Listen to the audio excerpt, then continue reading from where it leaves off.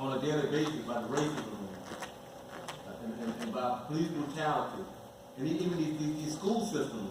So we need to begin to start wrapping our arms around. But as y'all touch on it, y'all talk about self-esteem. And we need to begin to work seriously with, and y'all really addressing that through the blackface and looking at who we are and who we are, who defines us on an everyday basis. Yeah, you're right. I get to the point, bam. We have more people come out in reference to blackface and vouching for blackface than they did with coming to take down these white supremacist statues. That right there, you go to show you got a lot of work to do on the educational piece, man, and really fight back against the white supremacist capitalist exploitative system that we live under as a whole. But we got another comment?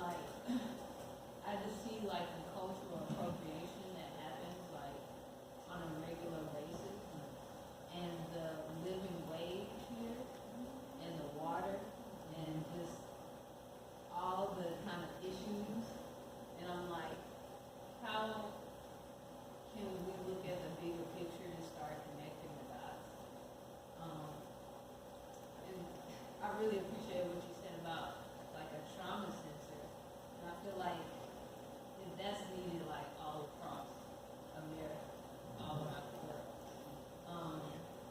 But yeah, I feel like there's definitely a need to like look at how this issue specifically connects to like the different things that are currently happening in the city and like that are really affecting people like on a daily basis. Wage and water and food and quality of food. If another flood happens, like is there a plan? You know what I mean? Like really, I don't know. I just feel like Look, you definitely with you, man. Because it's a case of we recognize that this is just one piece, within the bigger, larger struggle. We fight back against the city budget, where 65% of our city budget is gone to the cops, gone to the police and jails and reactionary programs, and make this the most incarcerated place on the planet per capita, and that's mainly all black bodies in the building. And so only 3% allocated to children and families, only 1% allocated to economic development. So we recognize, like much larger thing at work. We got the struggle with the residents of Garden Plaza happening, right up the street here. Residents that's, living on toxic soil, living on a Superfund site, all black families, so that gets into the piece of how they just, downgrade black folks as a whole. And that's why we got this piece here, where you recognize that as directly in your face, and you could tie it into where the city budget is, who it is that they're locking up. Look at the pay gap between white males and black women. All this pays, and this here is just the aesthetic piece of it that justifies a lot of those inequities that you see, economically and socially, and just within a society as a whole. And so, we're all the way on point, man. We definitely got some literature and some stuff for you, man. Highlights after this here. We want to go ahead and throw it to my sister Angela. Journey got something there. Journey, yeah. Peace, everybody. I do better when I'm reading what I already wrote, but I'm gonna take this. Just like listening to everything, we all have to be re-educated. You know what I'm saying? To get to this point, but it started with, and I'm not about like breaking down religion, all this kind of stuff. I play the drums at a church just about every Sunday, and I sometimes sit there and I'm thinking, wow, this is what y'all talk about, right? But like, it started with the missionaries, right? And they wanted to change our minds and break down who we were. The greatest mass of us can be found beneath those same voices every week. So not only are we going through the school systems during the week, but on Sundays, we're sitting beneath these same voices that have been trained to like mix up our minds. So if the truth isn't coming from the place where we are being fed every single week, how can we erase that? How can we fall back from that? Because we keep every Sunday, we sit ourselves somewhere, and they never talk about issues that really concern us. I sit every Sunday on the journey when they start preaching. These days, I grew up in the church. Grew myself up in the church. My mom and my dad didn't take me to church. My grandma brought me. My uncle died. I love that the pastor walked from the front of the pew, all the chairs, all the way to the back. I was like, wow, I gotta come back to this, right? So I raised myself in church, taught myself so many things. Whereas if I go back to when I was 13, I met myself, I would hate myself. Because I taught myself to hate so many things, going to church every single Sunday. But we sit there and I'm playing the drums and I'm enjoying because I love to play. Then when it's over, I say, okay, now where's my plan? Let me do my Instagram post on I do what I'm doing, and I'm listening to people not being healed. I'm listening to people not getting the truth. I'm listening to people when they come out of church talking about how they hurt, they don't know how they're going to pay this, they don't know how they're going to do this, they don't know how they're going to do that, because they aren't being served the truth in the place where they sit every week. If we can get there every week and talk to them, give them a truth every week, the chance of change will be greater. People will want to take their children out of schools. People will want to have a different educational system because every week they go in and sit and listen every week.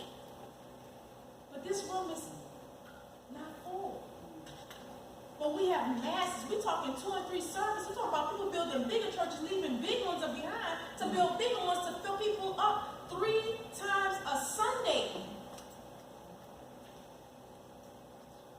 That's one of the target places. I'm not telling you go down to church and get them, you know what I'm saying? But if we can get their voice like that once a week, how do we do that?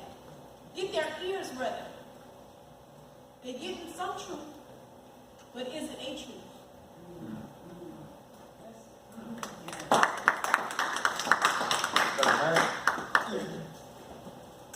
I think we should not be in despair. Because people all over the world are waking up. People in Bolivia, people in the Sudan, people in Iraq. People aren't going to be fooled forever. And people have the possibility of changing their outlook. Even in our own struggle, when we had the Black Power movement, people used to call themselves Negroes, right? And we ridiculed our parents for calling themselves Negroes, and what happened? We started calling ourselves black. We ridiculed people about getting their hair straight, people started wearing afros.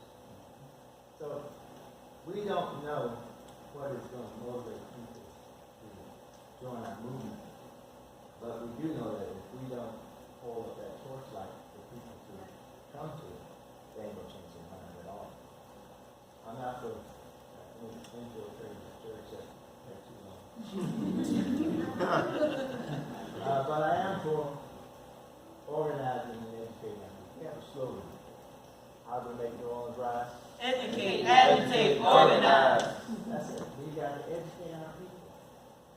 We got to get people to become messengers for our message. We got to arrange, as HMK said, we got to show the film script all over the city. Not to the upper levels, but to the ordinary people. People got sense. They can connect the dots. But the question is, are they going to let us present this? And you see us come to the church and say, I got a film script. I like the minister to see first, and then I really let us present it. And so, but we shouldn't despair. We just have to work hard. We just have to use the example. All over the world right now, the world's on fire. People know that these billionaires don't have their best interest at heart.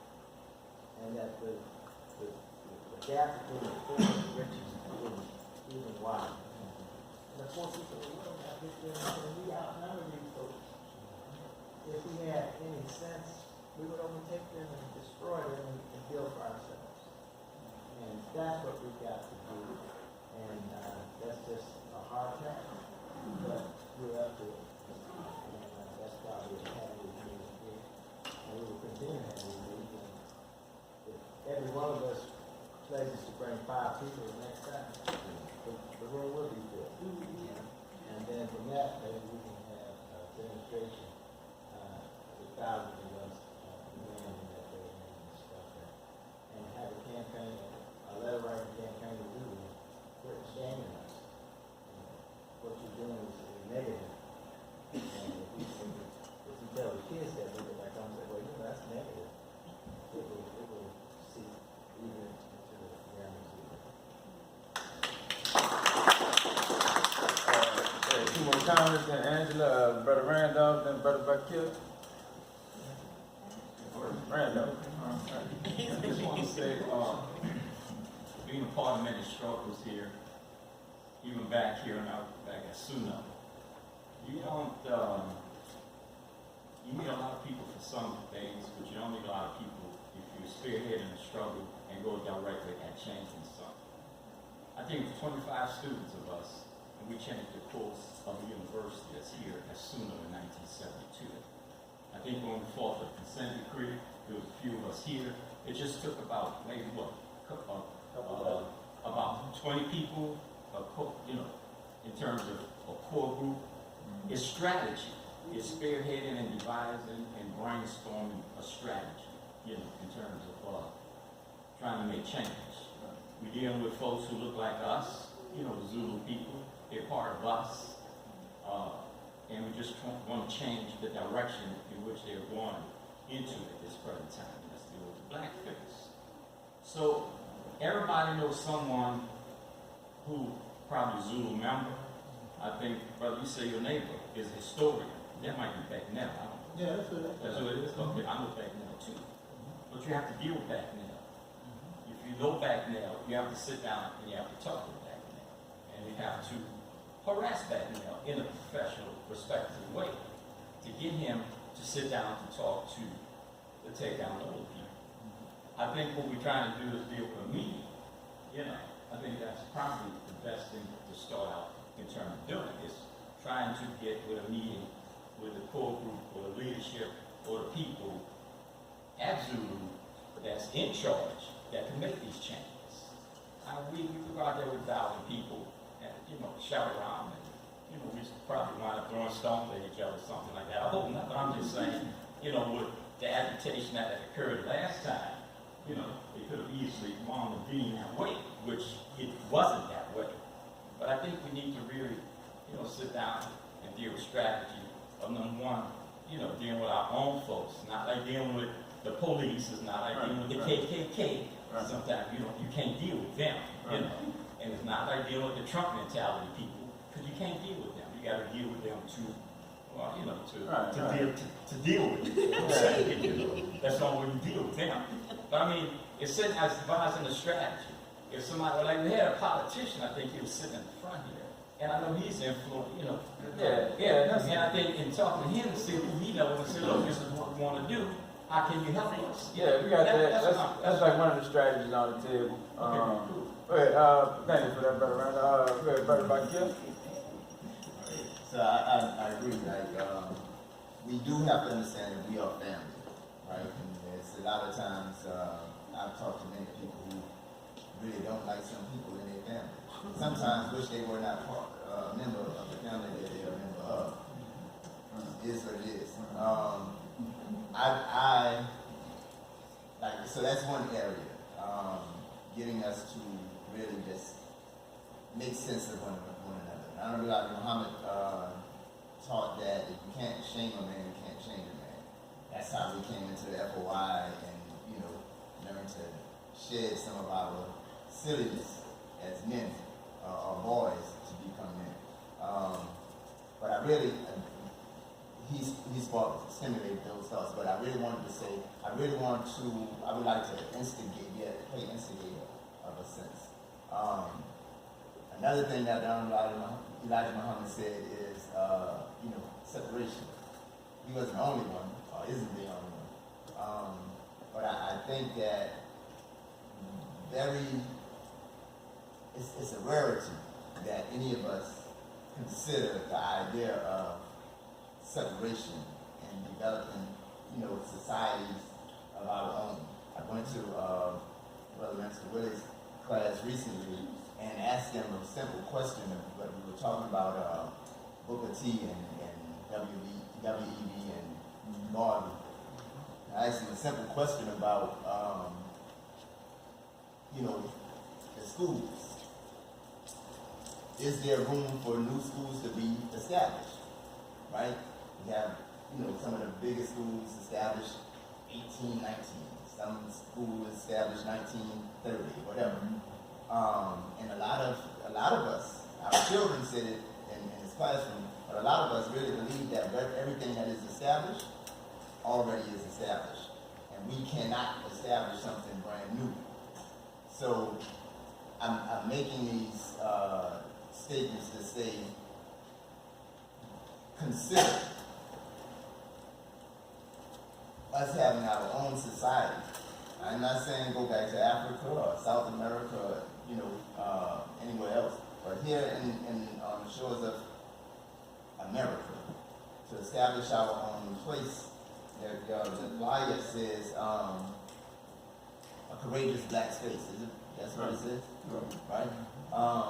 So we say, and I safe spaces and things of that nature, so we'll say this is a courageous black space, right? Cool, we got one room.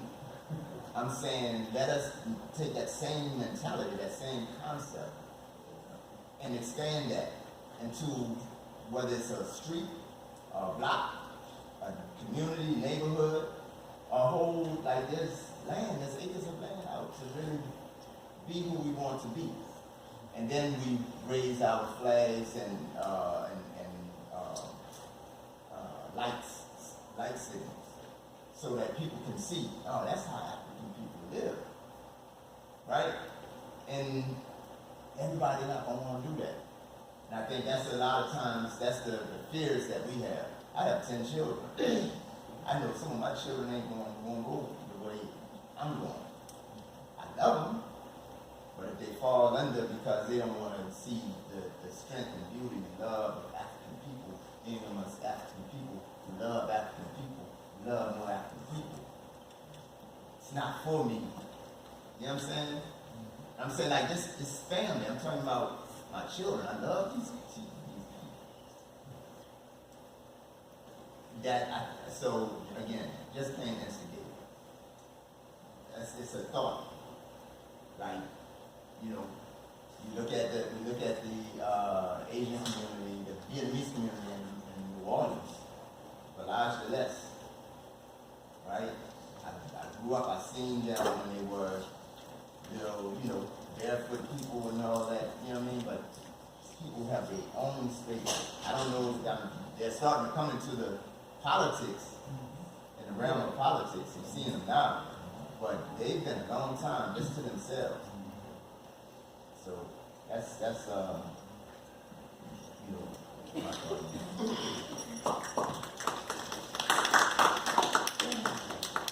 Right. We're gonna thank everybody out there, for the comments and questions and the thought-provoking ideas. I'm gonna go through it to my sister Angela in the back that got some updates for us, and again, how we could propel this work forward, because again, we got to build them up, take them down, as one piece, take down some of the white supremacist stashes, and undoing, some of the indoctrination that's been in our minds. And then we also got to build them up, as a piece, where again, getting that our true, history and the love and the excellence that is black people. And so give it up for my sister Angela Kendall. Okay, so we're not going to be here much longer. We just knew that we couldn't close out the night without taking a few minutes just to share a few things about things that have transpired within the last couple of years and even within this year to bring us to where we see ourselves being able to go beyond tonight. first and foremost, just as it relates to this conversation of moving beyond blackface, from what was shared tonight, there's a real opportunity to see all of it. Not so much a one or the other, a this or a that, but all of it in the time that it needs to come. So I'm going to start by saying this. When we originally started this conversation, it was only to be had originally with Zulu, leadership of Zulu, the Zulu Club. And we spent time engaging them, reaching out to them, and they made a determination they didn't want to have this conversation. Because the conversation was happening globally, it was happening here within the country, and people were constantly saying, what does that mean for New Orleans? What does that mean for New Orleans? And reaching out to Zulu to have the conversation. We realized at the end of the day that, you know, we can't be silent about this because we've been consistent in our principle around removing all symbols to white supremacy from the landscape of New Orleans as, and they leave this part off, a much necessary part of the struggle toward racial and economic justice. And so when we think about that, when the question came to us around that, we had to remind people that back in 2016, we had an across-the-board campaign as it related to just addressing the issues of symbols to white supremacy that were happening in Mardi Gras as a whole, which included blackface. So we weren't in a position to kind of cower and be like, well, we mean it for everybody else, but not Zulu Club. So when we had that conversation, we felt we needed to take it boldly to the neutral ground in front of the Zulu Club because we're here to talk to the people. I also agree with you, HMK. You know, once you ask somebody, you probe somebody, you go hard to try to establish a meeting, just like we've had with many city officials who come to us and say, why are you going American Trail? Why are you going so hard on us about the residents of World Plaza? Because we tried everything else. Right. We tried to talk to you. We wrote you letters. We have documentation. We have primary documents showing the track record of this. And now we got to take it to the people. So with that being said, we've been having this kind of conversation like we're having here every month for the last 10 months. Because we understand that sometimes we call for a gathering and we can't get everybody in one room. And it's okay. Every single one of the grassroots organizers and take them down, I think in the course of 7 days a week, there's probably five, hold me accountable now, maybe sometimes 4, but there's at least 5 days a week that we're in some space equivalent to this. What's your name? Oh, Yes, I was gonna say Memphis. What's your name? right, Memphis. I was just in Memphis 2 weeks ago, and the conversation we were having there is what it means for those of us who are in port cities connected to the Mississippi River, right? And one of the things that you said is right on point. Last night, we were in another conversation with just about this many people in the room talking about what does all of this mean in relationship to our relationship to the soil, to the water, and to the air. Like, all this is connected. And I know people get on us about, like, oh my God, you're talking about blackface, we got so many other things. We know that there's so many other things. But because we're struggling to contend with something that this is so simple, it lets me know what our capacity is for some other things. So I'm gonna speak to what you said, which is why I operate with a sense of urgency. I wasn't born and reared in New Orleans. My parents are from the Carolinas, Charleston, South Carolina, Whitesville, North Carolina, right? My father joined the military. We moved all around, so I moved all around. I've been in New Orleans for 9 years. I love New Orleans, and I'm gonna go as hard as I can while I can in New Orleans. Until there comes a point in time where I can't physically be here anymore because the environment won't allow me to be. Now at that point, right, but I'm gonna go to what you said about here because I love it the most. I too, on any given day, would love to arm up and form a Black Republic. I'm ready for that. But history has also told me that we can't do it by ourselves. I don't care if there's 25 of us because we live in a world, right, where these imperialist forces have shown us historically, any one of us who wants to live in a predominantly Black society, they exist. I don't want people to believe that there aren't places where there's only Black people, where you don't have to see white people. We can go on any given point in time. But when Malcolm names places that are primarily Black people or people of color, there's a reason that they're fighting for their self-determination and having hardship because these imperialist forces are saying, we're coming for you. Every time you even mind your own business as black people. We ain't bothering nobody, we ain't coming for you, we're not trying to disrupt anything. I mean, you can take it from Black Wall Street or otherwise. We know that this is a sacred time now to elevate our consciousness, because here's the thing. We have to be so strong in this work that when we do form our own anything and they come for us through bullets, they come for us from the air, they drop bombs on us, and they will try. We have to be willing to say, I'm gonna dust myself off and we're moving on to the next thing until those forces that we contend with, we're ready to go hard. We're ready to go hard. And we've seen historically there have been people to do that.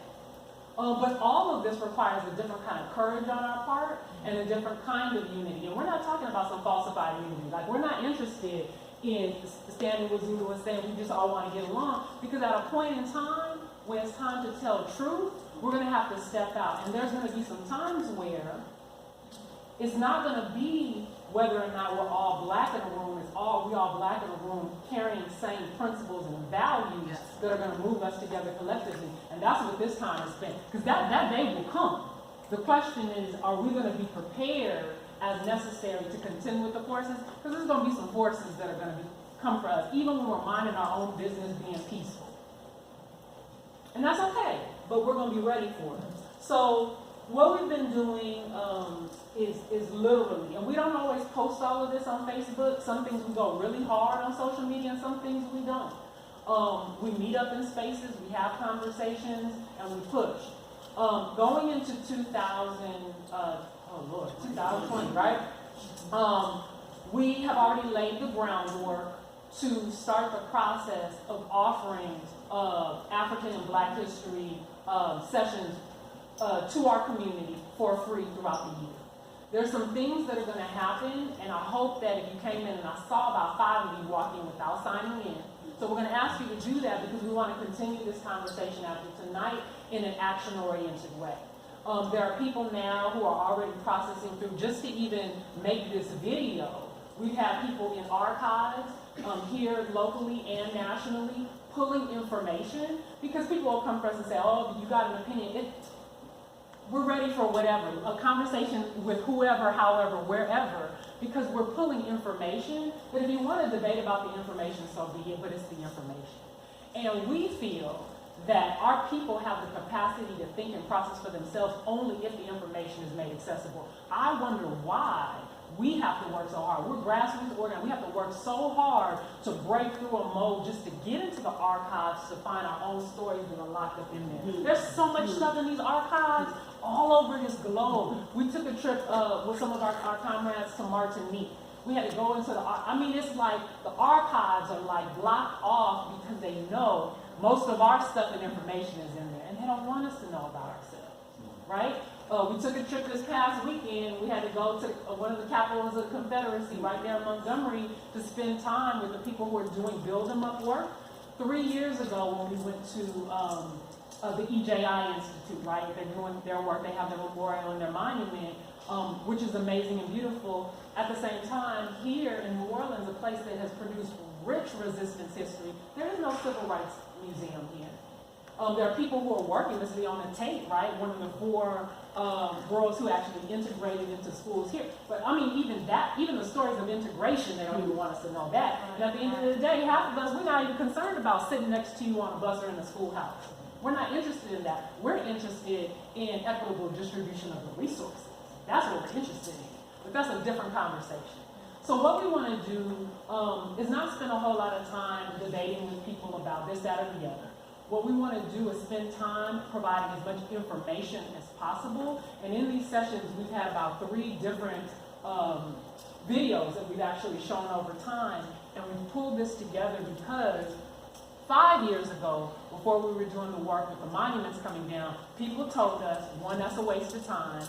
2, those monuments will never come down. They've been up over a century. Now that we've seen them come down in our lifetime with our own eyes, we know that that energy can be transferred into anything. Yes. We know that the residents of Gordon Plaza are going to have a fully funded relocation. We're not concerned about people's doubts, fears, or hesitations around that. It will happen because they're worthy.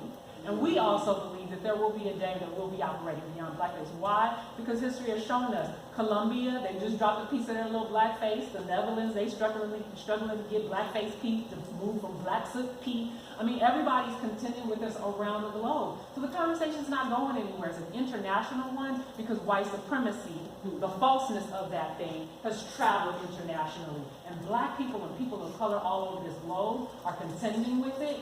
Most of the contention is the stuff that we've internalized that we are fighting to shed, because every time we give something up, we need something to replace it, to leave us feeling whole. And we feel like if we put this good energy out and this good information out, people will be able to make the same decisions that we're making tonight. So we're asking everybody, if you will, make sure you sign in and save the date, Saturday 25th, because we're going to send you some follow-up information. This time last year, that same weekend, we hosted a Revolutionary Artist Weekend. We invited Emory Douglas to come out and actually do some work with our artists who've been part of like this movement work to make sure that the art that's being pushed out is actually art that's been very thoughtful and intentional and anchored in a historical context. That work has been going on since last year.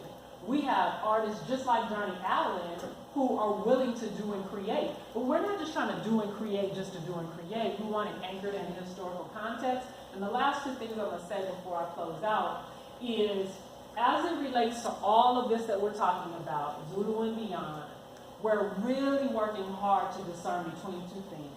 One, the difference between teaching resilience and teaching resistance. We know that both of them are important. We are resilient people, and we've demonstrated that already. But part of the story that gets left out is all the resistance history. And when I went to Brother Muhammad's class, it was a light bulb for the kids because they were like, man, they keep teaching us about resilience and they keep teaching us about grit in school. Like, I already got grit, right? But the grit says, the resilience says, you've knocked me down, and I can get up, dust myself off, and keep going. And that's great. Resistance says, you're not going to knock me down. Yes. And these are the things I'm going to do to prevent you from doing so. And if you happen to knock me down, these are the things that I'm going to do in response. And it's okay. Those of us who are loving, kind, gentle, we love peace, we don't want any conflict or confrontation, we're also saying that we're worthy enough not to continue to let you hurt us. And we're okay with that. And we'll do what's necessary to prevent that. Not looking for trouble, but just don't bring any trouble our way. So that's that. And then the other thing is teaching the difference between charity and solidarity. When we had a conversation around this, and there have been some Zulu members who don't speak publicly, but they do come find us and whisper in our ear, you know, I've been working on this within the club for a while, and I'm trying to do this. We had one artist, the night the journey revealed her images, say, I've been trying to do that for some time, but I got fined. And the king that year, who painted his face differently, got fined. They have actual consequences and repercussions for members in Zulu who step out of line. And nobody wants to lose their membership. We've had a couple of them come tell us, I actually walked away from Zulu because I couldn't do it anymore. One brother told me, in Journey Island's art studio, you weren't there this day, I'm going to tell you this. He said to me, sister, listen, I see what y'all doing. I believe in what y'all doing, but I was a member of Zulu and I walked away. I've been trying to get the members of Zulu to travel with me to Ghana, like send a coalition of the brothers from the club to Ghana. They kept rejecting it every time. The moment for me that I determined I needed to walk away was a Mardi Gras morning. I'm sitting on the seat, just like those two white men you saw, and I'm sitting next to a white man. I'm watching this, all black women who paint the faces of these men. I'm watching this white man sit in a chair, look himself in the mirror, and it's almost, and these are his words, so forgive me, it's almost as if he's having an orgasmic experience as this black woman is painting his face in blackface. He said it was that moment he felt so disgusted he had to leave Zulu. But he said, I left quietly because I didn't want to cause the kind of disruption that you guys are causing. Well, so be it. Let the disruption go up. If it will bring people to the table to have the conversation, then so be it. But we're moving even beyond that. So when we talk about the difference between charity and solidarity, Zulu says to us, we doing big things for the community. We out here feeding during the holiday. We're doing toy giveaways. We got a lot of things we do that are positive. we write checks for people, to give them scholarships, most of which are your own children within the organization.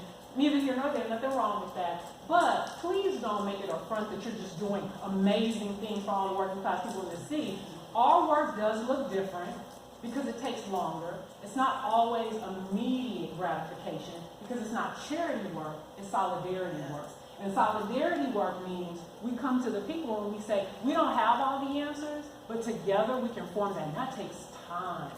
There's no one meeting that's going to be doing this. When I tell you we've literally been having conversations like this for the last 10 months, in addition to all that we do, it's because we love our people. Nothing more, nothing less. There ain't none of us getting paid. Malcolm Super ain't got no check now one time. You ain't got, you know what I'm saying? And so this is one of these things where we're investing in our own effort. We're putting in our own time. All of this stuff that's happening is because we believe in it that much. And we're asking you to join us. Even if you come in contact with somebody who's just really so anti this kind of work, if they really know, because it'll come out in the conversation, they'll say things like, I don't really agree with Blackface, but, okay? If you don't agree with Blackface and you don't want to help, just move out of the way. But don't try to interrupt the opportunity for somebody else's child to get some information and make a new decision in their life. So save the date, Saturday 25th. Make sure you sign in. I'm sorry, what did I say? Saturday 25th. Saturday 25th. January, Saturday 25th. January 2020, Saturday, January 25th. Save that date and make sure you sign in so we can get you the information afterward. I'm going to turn it back over to Antoinette. Yeah, and I hope I didn't come across. You did not. You did not. This is not important because it very much is. I think what I feel is, or maybe what I was trying to get across was like, if this is going to be presented to people, I feel like they're really, I want to see like an integration of like the hard, like how does this affect economics? Like you said, you guys aren't getting paid for any of this. Like, Yeah. I don't know. Maybe somehow people do need to get paid. Like, I don't know. Yeah, You know, yeah, like, yeah. I don't know. Yeah. Like, Yeah. Yeah. You know what? Let me just say, you know, I don't even know you like this, but I love you for that, and I'm gonna respond to it with two things. One, because there are so many organizations in New Orleans, nonprofit organizations, even cultural institutions within the city, they get little grants and they pay people for the work, and that's a good thing. For us, the reason that we move the way we move, when we move so hard and we say what we want to say, is because we're not a nonprofit organization that has to write big grants. We had to say we believe in this enough just to get into action. Okay, so that's number one. And I will tell you, we have more dedicated people doing it this way because we're not beholden because of just that. Now, it doesn't mean that we don't still seek this, that, or the other to make sure that we can sustain the work, but it's not going to be at the sacrifice or compromise, and it's not going to slow us down. You know what? We wanted to have that forum last month, but we don't have $250 to make it happen. We're going to make it happen. So that's number one. That's a lesson. Because if you can do a lot with little, then you can be trustworthy when you give a little more. So that's number one. Number two is the connection with all of the other things is absolutely key. And that's why we need you to sign in and join this work so you can contribute into this collective genius, because it's going to require that in order to make it happen. And there may be something you see or something you can offer to this work, and we need it. We need it. Okay? Can I just, Please. we have to end. So two things. Yes. One is we need to know who we are. That is the foundation. Knowing who we are. I'm not going to say more about that. The other thing I wanted to say is that we have been very materialistic. All right? So when you say that a black community is a physical area where all black people are together, there is such a thing as a black community all over the world. I come from a black nation that is 46 years old, and 3 years before it started, there was a conversation about who we are. 3 years after, 4 years after